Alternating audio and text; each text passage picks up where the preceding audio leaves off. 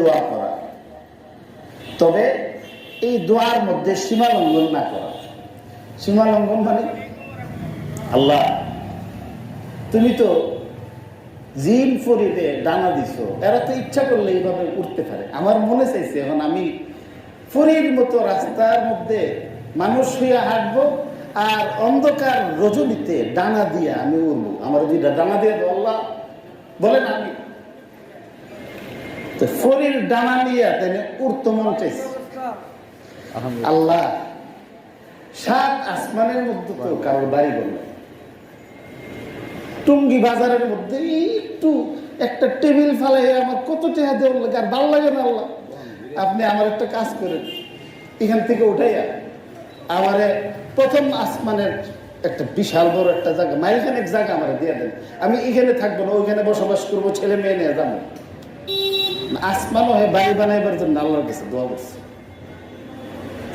তো এটা হলো সীমার বাইরে। আল্লাহ যাক, আসমানে আমার না হয় বাড়ি না ওই দিলাম।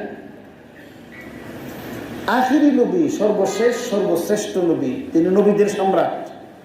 উনি তো 1400 বছর আগে চলে গেছে, এখন আমারে আখিরি নবী বানাই দেব। নাউযুবিল্লাহ মিন যালিক। নবী হওয়ার জন্য আল্লাহর কাছে দোয়া করছে, নবী হইতে পারবো। এই ধরনের আজগুবি দোয়া, এটা হলো আপনার সীমা লঙ্ঘন করছে। যে এমন সীমা লঙ্ঘন করা যাইত, সীমার ভিতরে থাকতে হবে, সীমার ভিতরে থাকতে হবে। আল্লাহ পাক রব্বুল আলামিন রাসূল করিম সাল্লাল্লাহু আলাইহি সাল্লামকে দিয়া শিখাইছেন যে 3 শ্রেণীর মানুষের দোয়া আল্লাহ কবুল করেন। সালাসু দাওয়াতিন মুস্তাজাবা, দুআউল ওয়ালিদি লিল ওয়ালাদি, ওয়া দুআউল মুসাফিরি, ওয়া দুআউল মাজলুম। 3 শ্রেণীর মানুষ